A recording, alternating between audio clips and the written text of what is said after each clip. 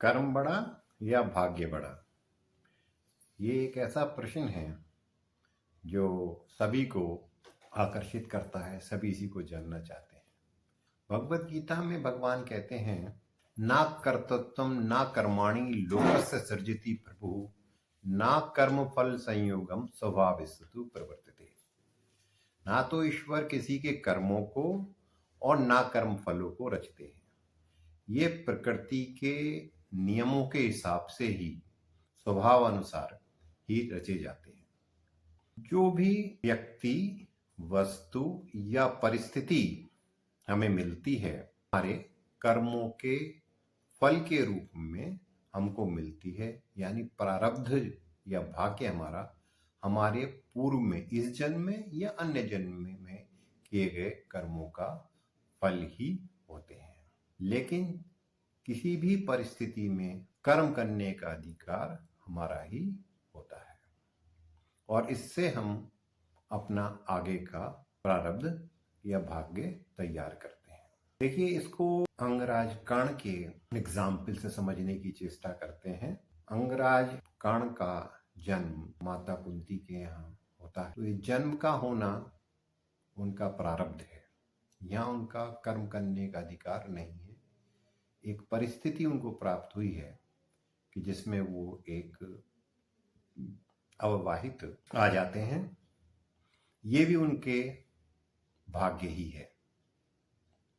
लेकिन जब उन राजकन्या के गर्भ से जन्म लेते हैं, दूसरी परिस्थिति फिर ये आ जाती है कि उन्हें छोड़ दिया जाता है और वो एक सूत पुत्र के यहाँ, उनकी आयु, जब उनकी बुद्धि निर्णय के अवस्था में आ जाती है, यानी जब से वो कर्म करने के अधिकारी हो जाते हैं, तो वो निर्णय लेते हैं ज्ञान प्राप्ति का। इसके बाद वो गुरु द्रोण के पास जाते हैं, वहां से उनको मना कर दिया जाता है। ये एक परिस्थिति है जो उनके कर्मों का ही फल प्रारब्ध है, लेकिन फिर भी वो अपना कर्म करने का अधिकार नहीं छोड़ते और बहुत सारे गुरुओं से शिक्षा लेने के बाद जिसके पास जितना ज्ञान था वो प्राप्त करते हैं और फिर परशुराम जी के पास आ जाते हैं। और परशुराम जी के पास फिर वो एक निर्णय लेते हैं, क्योंकि परशुराम जी केवल ब्राह्मणों को शिक्षा देते हैं, तो वो अपना जाति, यानी वहाँ ये उनसे एक विकर्म हो जाता है झूठ बोलने का, क्योंकि गुरु के पास झूठ बोलना एक पाप कर्म है और इसका फल उन्हें आगे भुगतना ही पड़ेगा। लेकिन उनका एक निर्णय है जो उन्होंने लिया। अब इस कर्म के फलस्वरूप वहां से भी वो ज्ञान प्राप्त करते हैं, लेकिन चूंकि उनसे एक विकर्म हुआ है तो वो श्रापित हो जाते हैं कि युद्ध क्षेत्र में वो इस कला का उपयोग नहीं कर पाएंगे। इस तरीके से फिर एक स्थिति आती है कि उनको दुर्योधन की तरफ से राज ऑफर करा जाता है, जिसको वो स्वीकार कर लेते हैं। अब यहाँ पर इस परिस्थिति में भी उस ऑफर को स्वीकार करने या अस्वीकार करने का अधिकार उनके पास है, लेकिन उन्होंने उसको स्वीकार करा, उनको राज मिला।